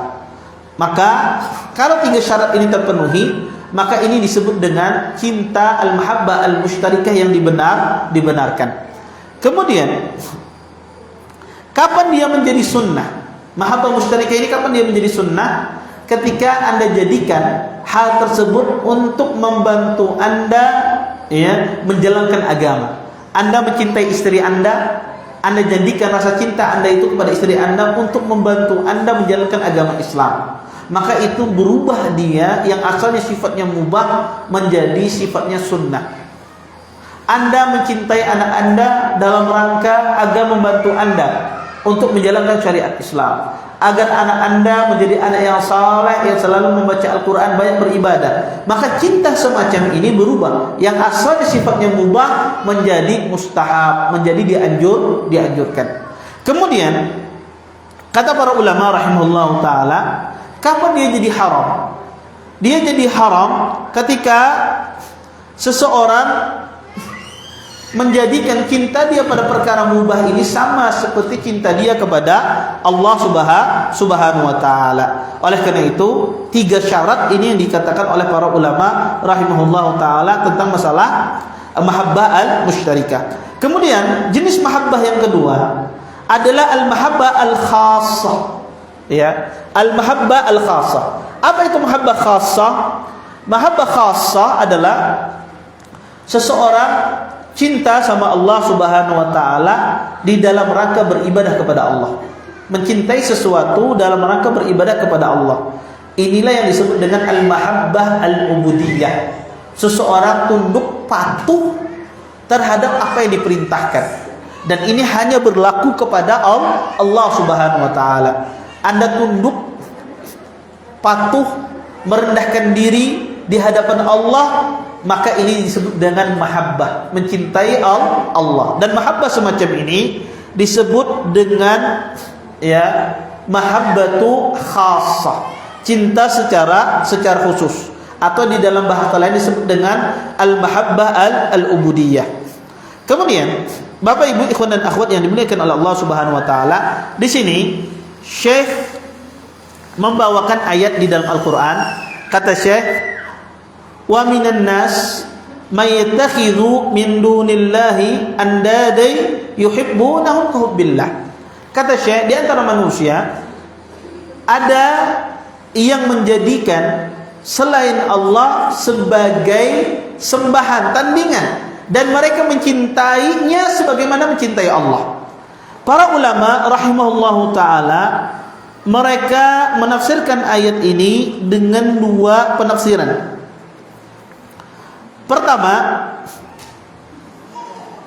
kata para ulama bahwasanya orang-orang musyrikin dahulu mereka mencintai Tuhan mereka sebagaimana mereka mencintai Allah. Penafsiran yang pertama, orang-orang musyrik zaman dahulu mereka mencintai Tuhan mereka sebagaimana mereka mencintai Allah. Penafsiran yang kedua, Orang-orang musyrikin dahulu, mereka mencintai Tuhan mereka, berhala mereka, sebagaimana kaum mukminin mencintai Allah. Ya. Mereka mencintai Tuhan mereka sebagaimana kaum mukminin mencintai Allah Subhanahu wa taala. Kemudian, Bapak Ibu ikhwan dan akhwat yang dimuliakan oleh Allah Subhanahu wa taala, di dalam ayat ini Allah Subhanahu wa taala mengatakan, kata Allah, "Walladzina amanu asyaddu hubban lillah." Dan adapun orang-orang yang beriman, mereka lebih mencintai Allah Subhanahu wa taala. Kemudian, Bapak Ibu ikhwan dan akhwat yang dimuliakan oleh Allah Subhanahu wa taala, para ulama mengatakan, ya, mencintai Allah Subhanahu wa taala merupakan ibadah tersendiri. Seseorang mencintai Allah Subhanahu wa taala merupakan ibadah tersendiri. Ketika cinta ini dipalingkan kepada selain Allah, maka ini dia masuk ke dalam kesyirikan. Dia masuk ke dalam kesyirikan yang dilarang di dalam syariat. Kemudian kita ambil satu ayat saja, satu ayat lagi, ya. Kemudian kata Allah Subhanahu wa taala dalam Al-Qur'an, "Qul in kana aba'ukum wa abna'ukum wa ikhwanukum wa azwajukum wa 'ashiratukum wa amwalun iqtarabtumuha wa tijaratun takhshawna kasadaha wa masakin tardawnaha ahabba ilaykum minallahi wa rasulihi wa jihadin fi sabilihi fatarabbasu hatta ya'tiyallahu bi amrihi." Kata Allah Subhanahu wa taala, katakan, jika bapak-bapak kalian, anak-anak kalian, saudara-saudara kalian, istri-istri kalian, keluarga kalian, harta yang kalian peroleh, perdagangan yang kalian takut untuk kebangkrutannya, tempat tinggal yang kalian cintai, lebih kalian cintai dari Allah dan Rasulnya, dan berjihad di jalan Allah, fatarabbasu, maka tunggulah sampai datang perkara Allah Subhanahu wa taala. Ayat ini, Bapak Ibu ikhwan dan akhwat yang dimuliakan oleh Allah Subhanahu wa taala, menjelaskan kepada kita, seorang muslim itu tidak boleh menjadikan cinta dia kepada perkara yang mubah, yaitu cinta yang mustarikah tadi, pada harta, pada anak, pada istri, pada saudara. Tidak boleh dia menjadikan cinta pada perkara mubah tersebut melebihi cinta dia kepada Allah Subhanahu wa taala. Ketika seseorang menjadikan perkara mubah, cinta yang mubah tadi, yang mustarikah tadi, melebihi dari cinta kepada Allah, maka ini terjerumus ke dalam kesalahan di dalam masalah cinta sama Allah Subhanahu wa taala. Tidak boleh ada orang menjadikan cinta dia kepada makhluk melebihi cinta dia kepada Allah Subhanahu wa taala. Makanya Umar bin Khattab radhiyallahu taala anhu berkata kepada Nabi sallallahu alaihi wasallam, "Wahai Rasulullah, engkau lebih aku cintai setelah diriku." Kata Nabi SAW, "Tidak wahai Umar." Kemudian kata Umar, "Wahai Rasulullah, engkau lebih aku cintai," ya. Setelah Nabi menyebutkan, kata Nabi, "Tidak beriman salah satu di antara kalian sampai dia mencintai saya melebihi daripada dirinya sendiri." Kemudian mendengar hadis tersebut, kata Umar, "Wahai Rasulullah, sekarang aku mencintaimu lebih mencintai dariku." Kata Nabi, "Al-an ya Umar." Kata Nabi, "Baru sekarang betul engkau wahai Umar." Bayangkan, cinta kepada Nabi saja harus mengalahkan cinta pada diri kita. Tentunya cinta kepada Allah lebih daripada hal tersebut. Makanya kata para ulama, tidak boleh ada satu makhluk pun yang mengalahkan cinta kita kepada Allah Subhanahu wa taala. Sehingga kalau ada orang bermaksiat, biasanya ada orang bermaksiat itu ada bermasalah cinta dia kepada Allah. Contoh, ada orang memakan riba, berdagang dengan dagang cara yang haram. Maka orang ini sebetulnya bukan sekedar perkara yang haram saja dia lakukan, tapi sebetulnya orang ini bermasalah dari sisi akidahnya. Kenapa? Karena dia lebih mendahulukan sesuatu yang Allah benci daripada Allah cintai. Dia lebih mendahulukan kecintaan kepada makhluk daripada kecintaan sama Allah. Karena orang cinta sama Allah, dia tidak mungkin bermaksiat kepada Allah Subhanahu wa taala. Makanya kata para ulama, orang yang melakukan maksiat apa saja, berzina, minum khamar, berjudi, mencari rezeki dengan cara yang haram, suka menggibah dan yang lainnya, ini punya masalah tentang mahabbah, cinta sama Allah Subhanahu wa taala. Dan ini sangat erat kaitannya dengan masalah akidah. Ya. Karena orang kalau dia cinta sama Allah tidak mungkin dia bermaksiat. Kalau orang itu betul-betul cinta sama Allah, tidak mungkin dia melakukan hal-hal yang Allah murka. Maka kata para ulama, kadang orang itu menjadi budak oleh harta aja. Sehingga Nabi SAW pernah mengatakan, ta'isa abdud dinar wa dirham. Kata Nabi, celaka dan binasa ya budak dinar dan dirham. Ta'isa abdul khamisah. Kata Nabi, celaka dan binasa budaknya pakaian. Nabi mengatakan menjadikan budak. Kenapa? Karena dia mendahulukan cinta pada perkara yang haram daripada cinta kepada Nabi, kepada Allah dan Rasulnya. Kemudian Bapak Ibu ikhwan dan akhwat yang dimuliakan oleh Allah Subhanahu wa taala, oleh karena itu para ulama rahimahullahu taala ketika mereka membahas tentang masalah mahabbah ini, masalah cinta ini, kata mereka cinta itu kepada Allah itu bisa dihukumi dari sisi pembagian hukumnya ada 3 macam. Ada cinta itu yang disebut dengan mahabbatun nafi'ah dari sisi hukumnya. Ada cinta itu disebut dengan mahabbatun nafi'ah, cinta yang bermanfaat. Yang kedua, ada mahabbah itu disebut dengan mahabbah darrah. Orang mencintai ini menimbulkan mudarat baginya di dunia dan di akhirat. Kemudian ada yang ketiga itu yang disebutkan oleh para ulama mahabbah baina hadain. Cinta di antara 2 hal ini yang bermanfaat dan yang menimbulkan mudarat. Cinta yang bermanfaat kata para ulama itu ada 3 macam. Pertama, mahabbatullah, mencintai Allah. Dan ini disebut tadi dengan al-mahabbah al-khassah. Yang kedua adalah al-mahabbatu fillah, mencintai sesuatu karena Allah. Saya mencintai si fulan, saudara saya si fulan karena Allah. Kenapa? Karena dia rajin di masjid. Dia orangnya Masya Allah menjaga salat 5 waktu. Saya cintai karena Allah. Ini ada cinta yang bermanfaat. Kemudian yang ketiga, kata para ulama, mahabbatu ma yuhibbuhullah wa ma yuqarribu ila mahabbatillah. Mencintai apa yang Allah cintai dan mencintai segala sesuatu yang mendekatkan kepada Allah. Contoh misalnya, Anda suka ya dengan Al-Qur'an. Kenapa? Karena Allah cinta terhadap Al-Qur'an karena kalamuhu. Maka mencintai apa yang Allah cintai, maka ini termasuk mahabbatun nafi'ah, cinta yang bermanfaat.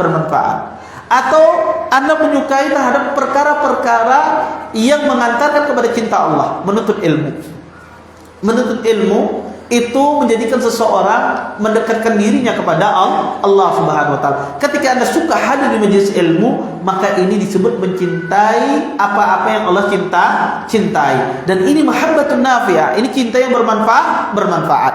Kemudian Bapak Ibu ikhwan dan akhwat yang dimuliakan oleh Allah Subhanahu wa taala, adapun mahabbatul darrah, mahabbah yang menimbulkan kemudaratan bagi seseorang, mencintai sesuatu, dia jadikan cintanya terhadap sesuatu sama dengan cintanya sama Allah. Ini tidak boleh. Dan ini syirik hukumnya. Kemudian yang kedua adalah mencintai apa yang Allah benci. Anda menyukai terhadap apa yang Allah benci, suka judi, suka zina, suka ghibah, suka berdusta, maka ini adalah mahabbatu darrah yang menimbulkan kemudaratan. Kemudian yang ketiga adalah mencintai sesuatu ya dan melalaikan dari mencintai Allah. Asalnya sesuatu itu mubah, tapi dicintai dengan berlebihan sehingga dia lalai melaksanakan apa yang Allah perintahkan, maka ini juga terlarang. Ya, dan ini disebut oleh para ulama mahabbatu darrah. Maka seorang muslim hendaknya dia memiliki sifat mahabbah ini. Sifat mahabbah ini amalan hati Bapak Ibu. Amalan hati ini adalah amalan yang sangat mudah seseorang itu bisa ikhlas ketimbang amalan batin, amalan zahir. Amalan zahir, sholat, zakat, sedekah, puasa, itu dilihat orang. Mungkin susah kita untuk ikhlas di sana. Tapi mahabbah ini amalan hati. Maka jadikan di dalam hati kita harus kita mencintai Allah dan Rasulnya melebihi cinta kita terhadap diri kita sendiri. Karena ada kesalahan. Ada sebagian orang itu dibilang saya cinta dengan Nabi, saya cinta dengan Allah. Cinta dengan Allah, cinta dengan Nabi itu tidak hanya sekedar di mulut, tapi cinta itu harus diwujudkan di dalam lisannya, diwujudkan di dalam perbuatannya, diwujudkan di dalam hatinya. Orang kalau dia bilang cinta Allah dan Rasulnya, maka bukan sekedar lisannya berbicara, tapi perbuatannya pun menunjukkan demikian. Menjalankan sunnah-sunnah Nabi, menjauhi perkara bid'ah, menjauhi yang Allah haramkan, menjauhi hal-hal yang dibenci oleh Allah Subhanahu wa taala. Ini kita mewujudkan dalam bentuk perbuatan. Kalau orang sekedar saya cinta sama Nabi, saya suka sama Nabi, tapi pas datang sunnah Nabi dia tidak senang, dia tidak suka, ini bukan cinta kepada Allah dan Rasulnya. Ini adalah cinta yang hanya di mulut. Makanya bukan cinta, karena kata para ulama cinta sama Allah dan Rasulnya itu harus diwujudkan dalam bentuk perbuatan. Dan kita ini tidak mungkin ya cinta sama Allah, tidak mungkin kita ini cinta dengan Rasulullah SAW sampai seseorang itu mempelajari agama ini. Semakin dia banyak mempelajari agama, semakin bertambah kecintaan dia kepada Allah. Semakin banyak dia mempelajari agama, semakin banyak bertambah kecintaan dia kepada Nabi Muhammad SAW. Anda tidak mungkin cinta kepada Nabi kalau Anda tidak pernah mempelajari tentang kehidupan Rasulullah. Anda bagaimana cinta dengan Nabi sedangkan Anda tidak pernah tahu bagaimana perjuangan Rasulullah, bagaimana riwayat hidup beliau. Maka kata para ulama, semakin orang mempelajari agama ini, semakin besar kecintaan dia kepada Allah dan Rasulnya. Makanya orang yang menuntut ilmu, sering hadir di majelis ilmu, adalah orang yang paling banyak cintanya kepada Allah dan Rasulnya. Karena semakin dia bertambah ilmu, semakin dia cinta sama Allah dan Rasulnya. Semakin orang itu jauh dari ilmu, semakin cintanya itu berkurang kepada Allah dan Rasulnya. Karena cinta itu sangat erat kaitannya dengan ilmu yang dimiliki oleh seseorang. Maka para ulama menyebutkan cinta itu harus diwujudkan di dalam perkataan, di dalam lisan, ataukah di dalam perbuatan manusia. Baik, wallahu a'lam. Mungkin ini yang bisa ulun sampaikan pada pertemuan kali ini. Mungkin sisa waktu yang ada kita tanya jawab ya. Kalau ada yang bertanya silahkan, tafadhol.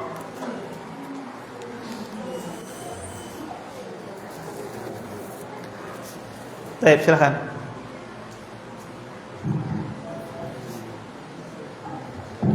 Assalamualaikum warahmatullahi wabarakatuh. Waalaikumsalam. Izin bertanya di luar tema Ustaz. Ya, silahkan.